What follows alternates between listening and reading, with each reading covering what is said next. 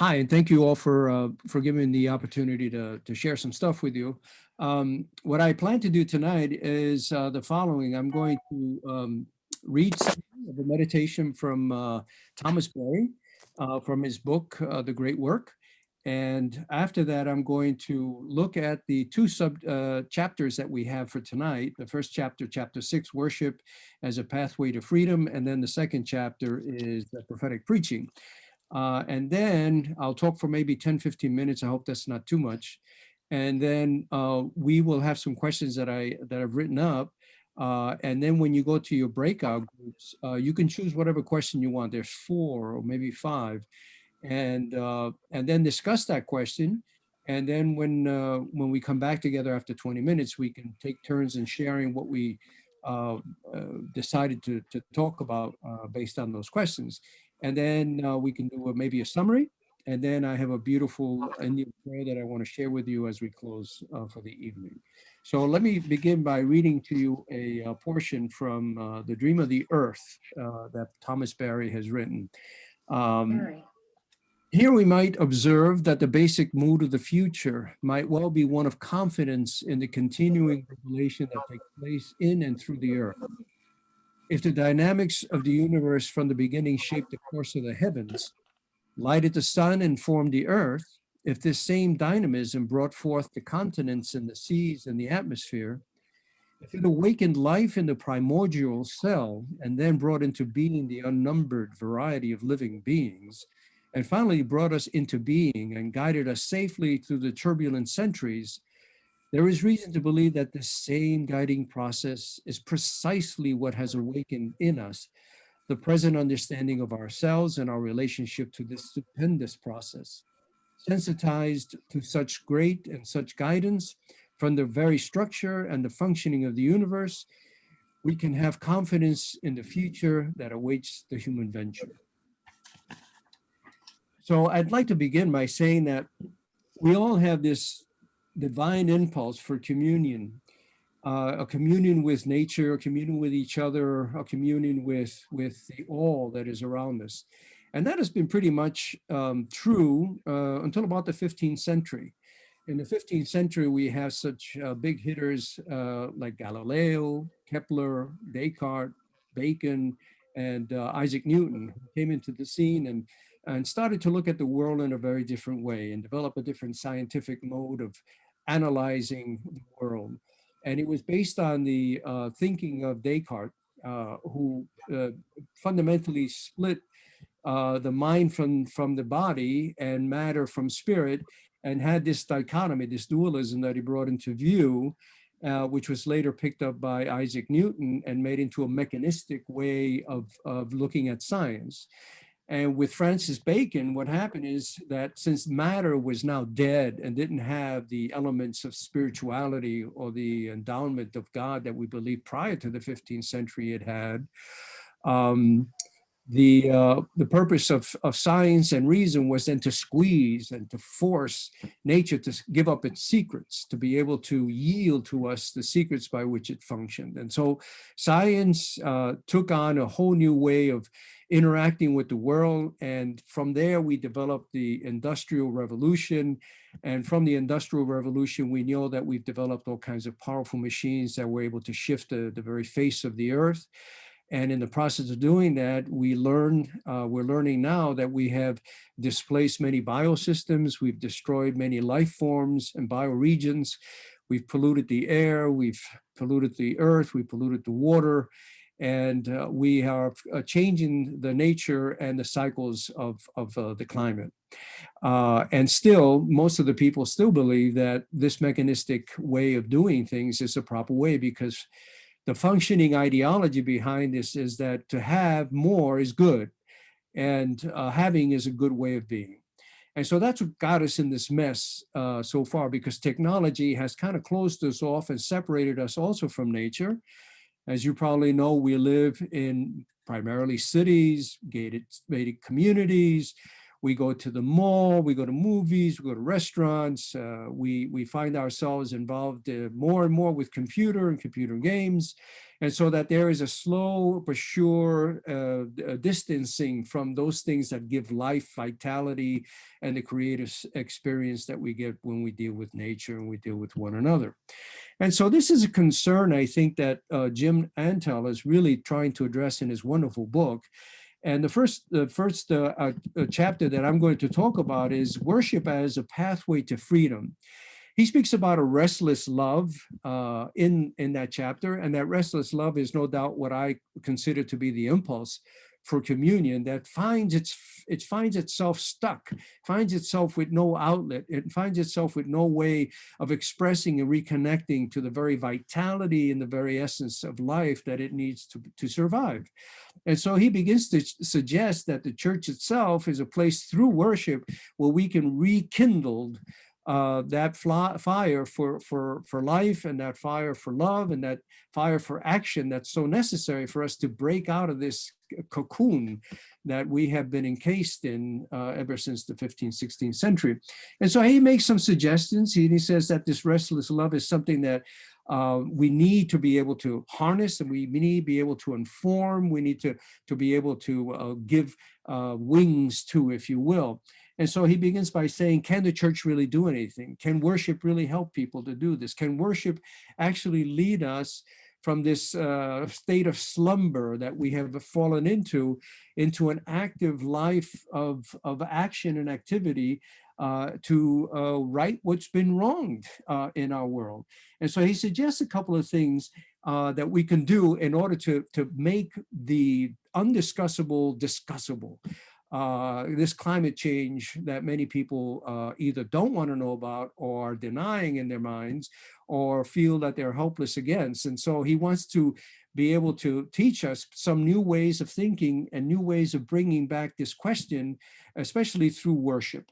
And so he begins by saying that climate change is something that we need to talk about. It has to be something that we bring up regularly. We regularize this moral issue that we are combating and trying to get a sense of what we can do and address. And so he says that we should talk about climate change in a more regular pattern of our worship.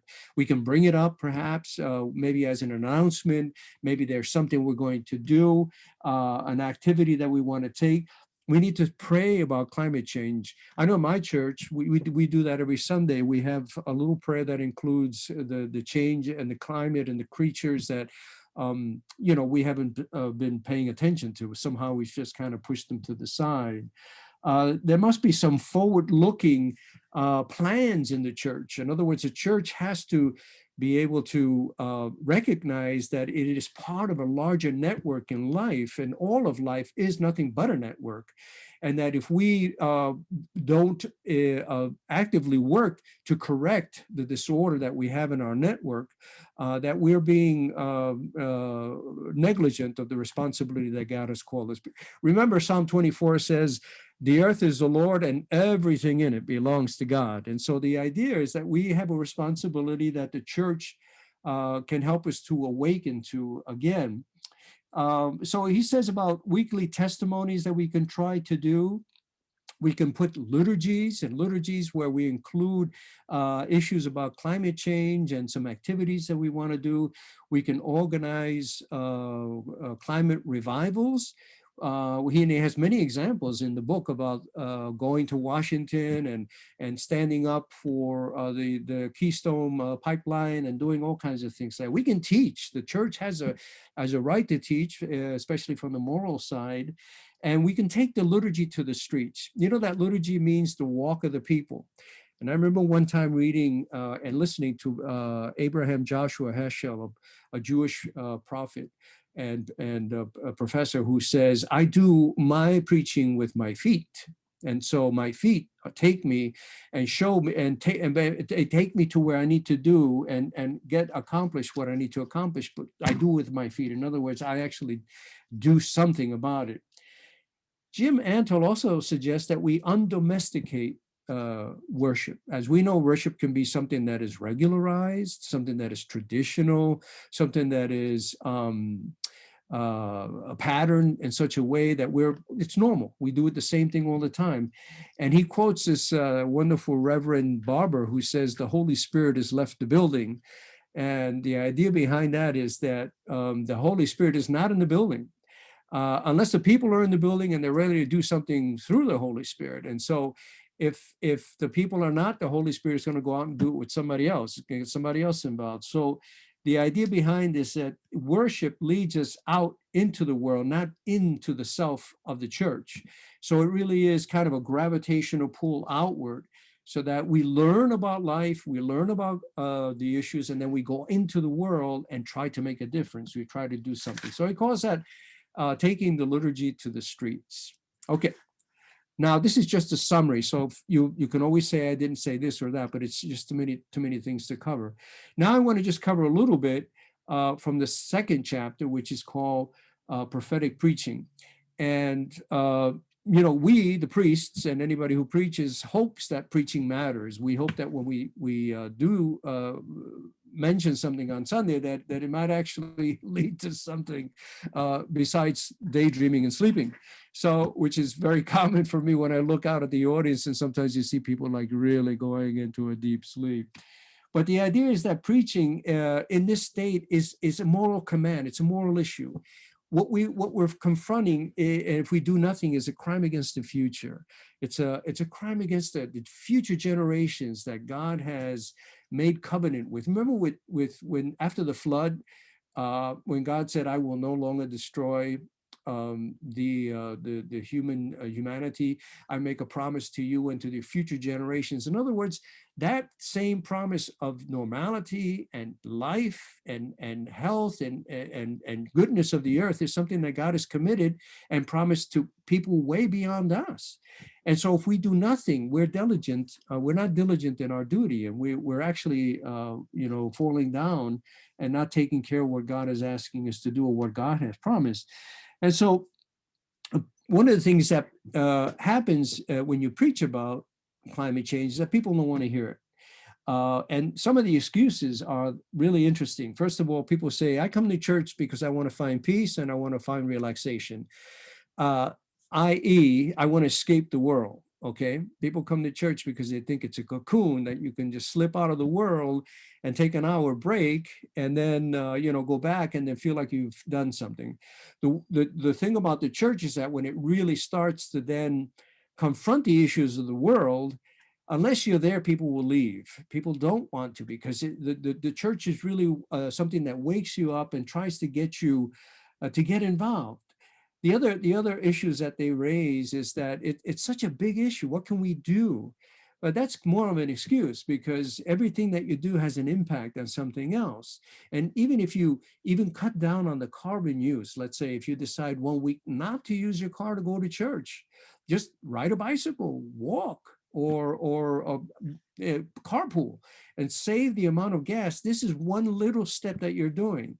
You can cut down on eating meat if you want, or you can cut down on using plastics. There's a lot of different things you can do that you feel as though you're active and participating in doing something that will help you feel empowered by doing something. So it's not like you have to conquer the big problem. You do it step by step, and those little things help you to do that. The other issue is that we've seen, and he's seen, Jim Antel in his book, that climate change has been made into a political issue, but it's not a political issue. It's an existential threat. It's a reality. It's a reality with which we are all confronted, and we are all responsible for it. And if we don't, the future generations will never be able to walk in the forest, will never be able to swim in a lake, will never be able to see the butterflies. They won't even see the birds. And so think about it. Just think about how much titillation, how much creativity, how much life and energy we get from the life forms around us. How many times have you sat in your backyard and you've listened to the birds just singing, especially now in the spring? I mean, they're singing like crazy.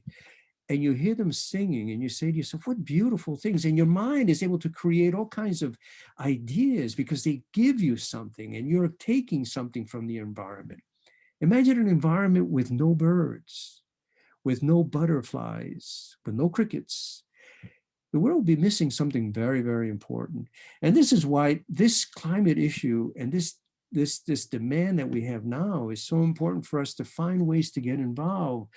And so he says, Jim Antel, that the church was born for this. Now, it's an interesting phrase. If the church has never made any real impact in history, this could be the very time for it to do so. This would be the one time in which the church could strike out and affect the entire world in a way that it's never been done before, and that they can see the love and concern for both the world and all of the species in the world, and that the people will see the power of love and the power of community, the power of cooperation that we can engender, and that way bring to bear a more benevolent environment and a more fair and more open environment for all of God's creatures. And so he says the church was made for this. And I think he's right. I think this is the time in which, look, we're going through a pandemic right now, right? And what are we seeing in the pandemic? People taking sides political. I don't want to wear a mask. I shouldn't have my freedoms. I don't believe in the vaccines. What we're seeing is this divisiveness that will never bring us together, that in a way that we need to be together in order to overcome and to be able to challenge the problems that we have in front of us, much more learn about who we really are as a people.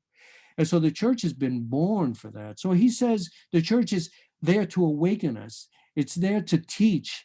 The Association for the Advancement of Sciences, as you probably read in this chapter from 2014, says the following, and these are scientific facts. It says climate change is happening now. It is caused by who? Us, okay? The Industrial Revolution, I told you about the 15th century, they started to pollute the air, they started to pollute the water, started to pollute everything. That caused a lot of the change that we're now confronting with and dealing with. It's getting worse, it's not getting better.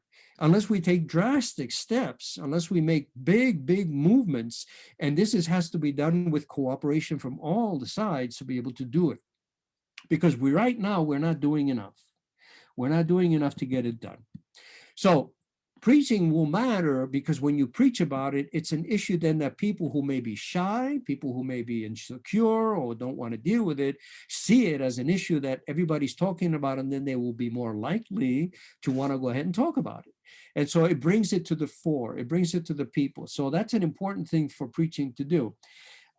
It has to be a conversation about the past, the present, and the future. It has to be something that we can make a normal way of dealing with it, so that we can then be able to find ways to deal with it. But what can preaching do? And then I'll start to cut down on my little presentation. What is it that preaching can really do? Well, it can cultivate wonder, which we need much more of this world. It can engender a sense of beauty, and it can enculturate courage and hope, because preaching gives you a sense of empowerment that there's still something to do. Life is not ended. The world is not finished. We are not at a dead end, because as long as we have life and as long as we have the Spirit of God within us, we have the future. And the future is what really is calling out into itself to be able to undo and to continue the story of creation. The end is not here. We will write the end, or we can contribute to the end, or we can contribute to its continuation. But let me just tell you a couple of more things that preaching can do that we necessarily and deeply really need in our own lives. And one of them is that it'll teach us to be passionate and to absorb the world in all of its forms, to help us widely open up to the spectrum of feelings, to be able to feel all kinds of things. Many times what people feel is anger or happy. Have you ever felt confused? Have you ever felt perplexed? Have you ever felt illuminated? Have you ever felt enchanted? There are many more levels of feeling that we have. But in order for us to do that, we have to open ourselves and let go of just those fundamental ways of being in the world. And so preaching and community can help us to nuance all of these particular feelings that we have within ourselves. It helps us to become completely overwhelmed with life. Have you been overwhelmed lately with life? Have you ever stood in the presence of beauty and found yourself bewitched by the magnificence of life? It helps us also to be able to see beauty in all of its forms. You know, beauty is not just the human species. Beauty is that little fly that has many little eyes, that little caterpillar that becomes a butterfly. You know, those birds that are so tiny, it's like a hummingbird that when you see it, it's amazing. You look into its eyes and you say, there's a being there, there's real life. And so what we need to do is have a challenge to our identity. And above all, we need to be able to possess the possibility of shudder. Have you shuddered? Do you shudder in the immensity of beauty? Do you shudder at the miracle of life? Do you shudder at the gift of your children, of your love, of your wife, your husband? Do you shudder at just the immensity of all the dreams that you can have and all the future accomplishments that you and maybe your children and grandchildren can have? See, this is what is at stake in climate change. What we're doing is we're letting the world just go and destroying the bioregions and systems that we really don't understand. And if we don't protect them, we cannot move as a species along with the earth because we depend on the earth. We weren't thrown on the earth. We come out of the earth. We are the earth. We are Adman. You know, we're made from dust. And that dust took many, many millions of years to get to where it is. And that's what we are. We are evolution looking at itself. We are life being able to see the face of itself. And we have to recognize that we are the miracle that could be conscious about what we're doing. And we need to take responsibility for all the other life forms that are around us. And if we don't, we have become probably the most selfish individuals that creation has ever, unfortunately, made. And so this is a challenge that we have. And I think this is a challenge that Jim Anton is bringing to us in his wonderful book. So I'll stop here because I want to give us a chance to go over the questions and then come back. And then I want to hear from you. I want to hear what you think and what are your feelings and so forth, because it's been a great group and it's been a great book. So I'll ask our director, Diane, if she can then break us out for about 20 minutes, and you pick your question, you pick whatever you want to discuss. And then we'll come back, and then I'm very eager to hear what you have to say. So thank you so much for being with me right now. I'd be happy to share. Okay. Can you hear me okay? Yes. Yep. Okay. Our question that we addressed was, if Earth is truly a sacrament, how should we treat it? And we looked at sacrament as participation with the holy. And so I spoke about how just being respectful of the Earth's resources and how we can do that in even small ways, you know, like by driving electric cars or not using paper or bicycling. And then it came up that Sam Herrick used to ride his bike from home to La Jolla when he was working. So I want to talk to you about that sometime. Wow. Yeah, but I think one of the, or a couple of main points we landed on was being respectful of the Earth's resources and being aware of who we are, you know, getting off our high horse, realizing that from dust we came and to dust we'll return, that we are elements of the earth. And then we also spoke about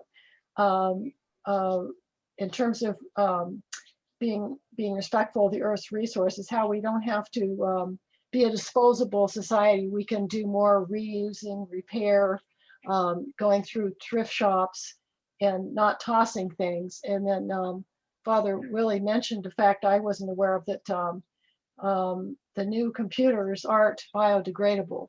So, you know, and then we spoke about the plastic in the oceans, that there's such a big concern about how polluting that is. So we have a lot of things to become more aware and conscious of. And then the next step is looking at what are we going to do about this, because we can't let this continue to go on without us taking some action to change the course of where we're heading now. Great, thanks. I'll take a stab. Okay. We actually spoke about 3 of the questions, discussed them. So I think, I don't know, the rest of the team can disagree. I think we probably spent most of our time or more of our time on number 3.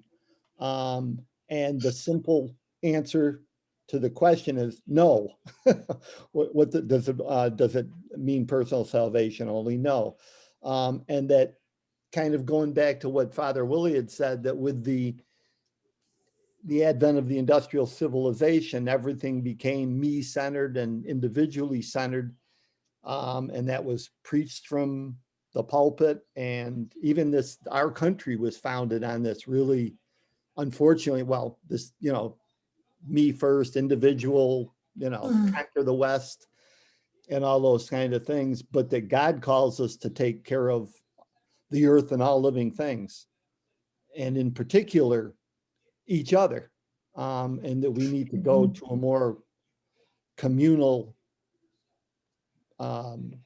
outlook as far as our care for each other and the earth that we live on while we're doing it. So that was.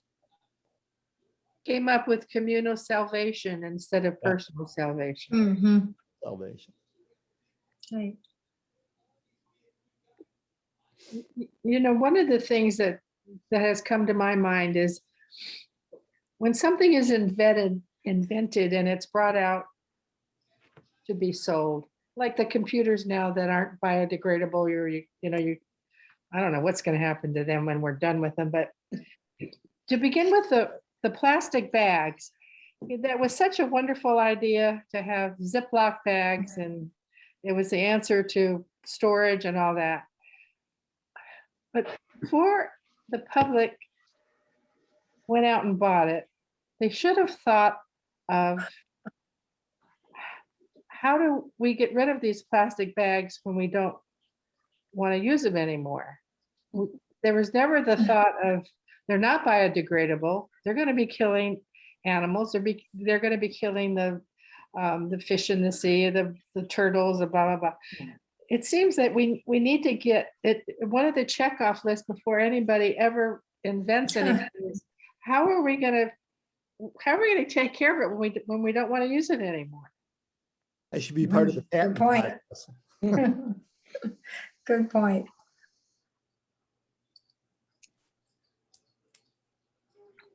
In our group, we spent quite a bit of time talking about the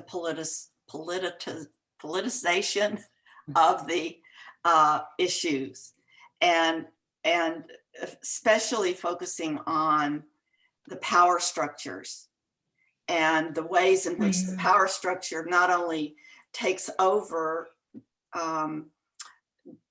decision making and says we're going to do this way and this in this place and at this time because that's what we want to do for our benefit, but it reduces the power of others. It becomes overwhelming.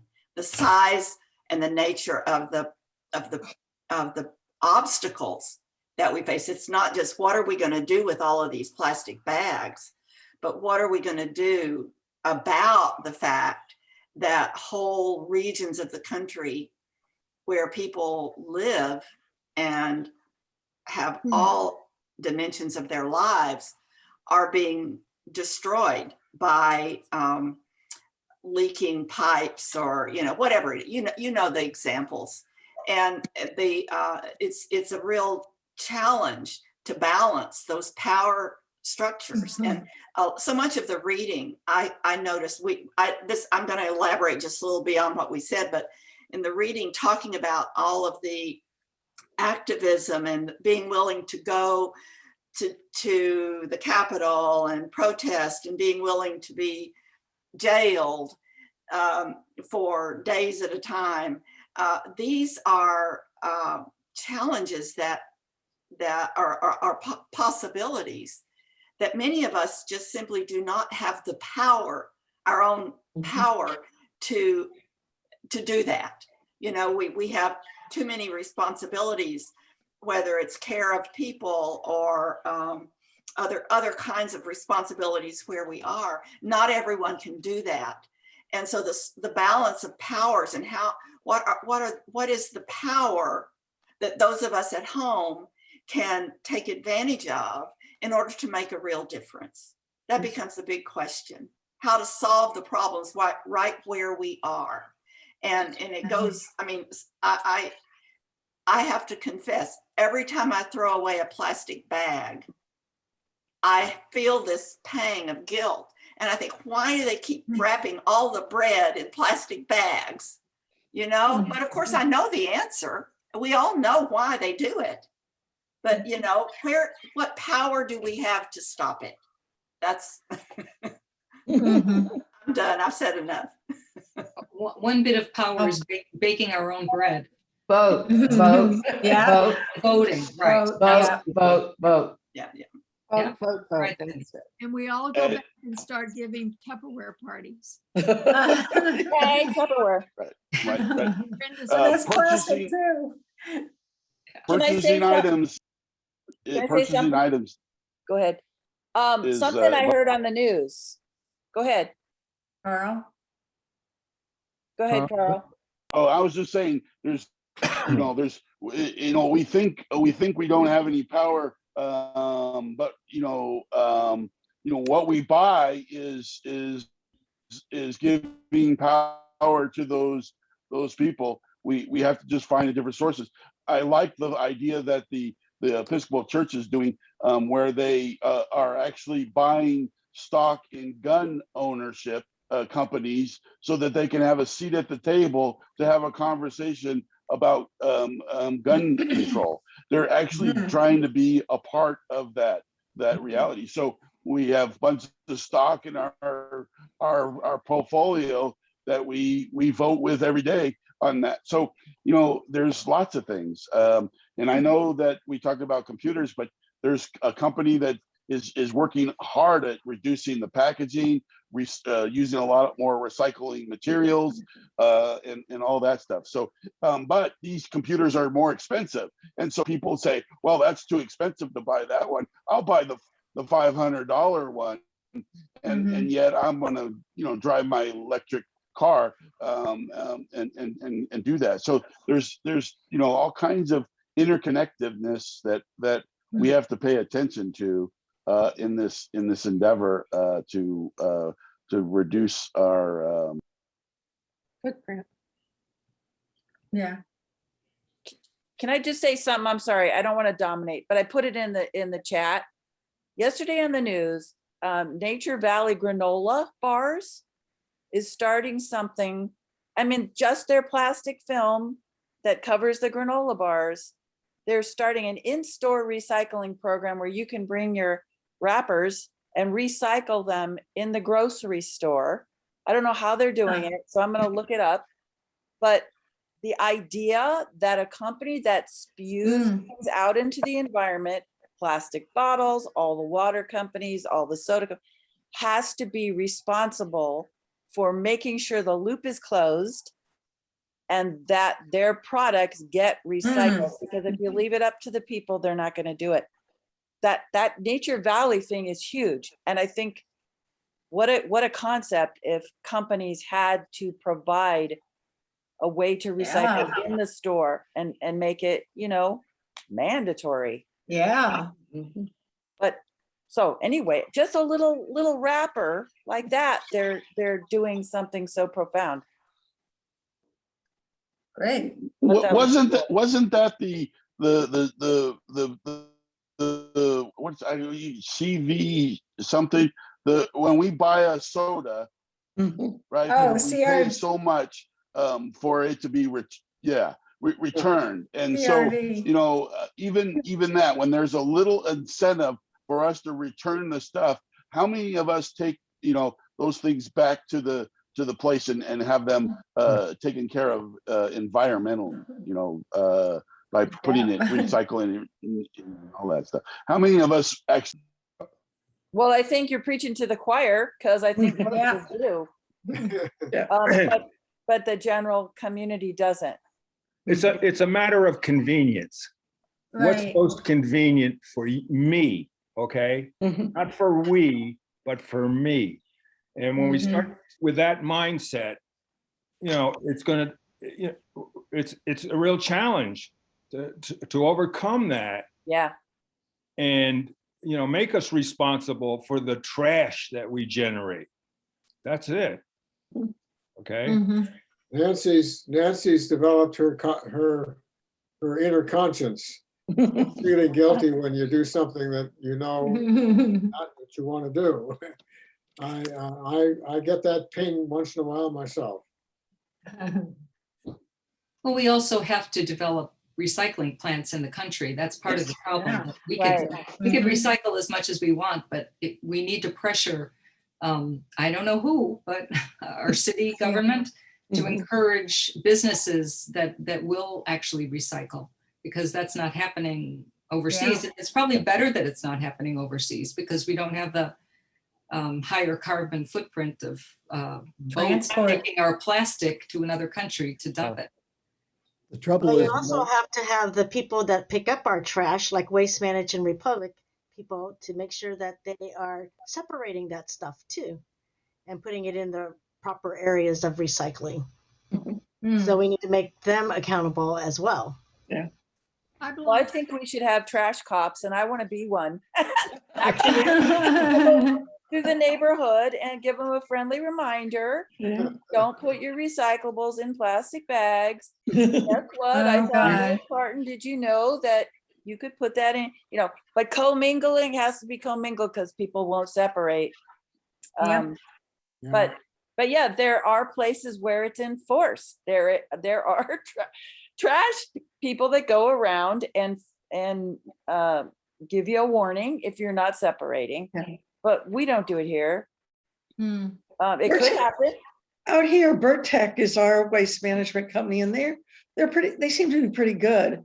I mean, I know we put out separate recycling bins of recyclables and regular trash, and they have separate, they collect them and put them in separate big trash containers, and Burtech comes in and picks them up with separate trucks. They're pretty good out here in the valley, in the Coachella Valley, about that. What they do once they take everything to the landfill, I can't tell you. I don't know. Yeah, that's what we don't know.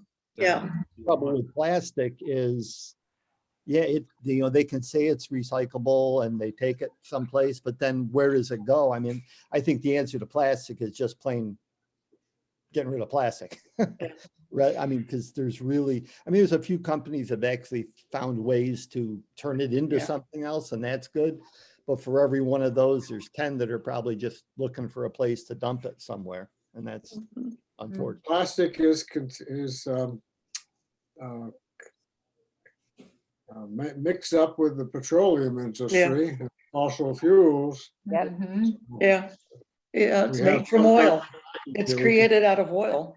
Right. Indeed it is. Well, I think the first step too is that we all have to be accountable for that. And I think if we can try to do better, then we can make other people, or not make, excuse me, show other people that we're doing it too by walking the talk. And that's what it really boils down to, because I can sit here and spew it all day long, but if I'm not doing it, who's gonna, But I think it just takes one person, one step, and just to try. And we can do it at church, stop some of the and we're the society, we're the one who's making these things happen. We don't want to carry, we want all those disposable bottled water so I can walk into the store and buy a bottle of water. No. Right? Yeah. So we're the one putting that demand. So we have to stop that demand. Right. I think that's Good point. that's a really good segue into perhaps another way of looking at this, to move us to not just ourselves and our neighbors and our families, but also our churches. What can we do to move this whole issue forward?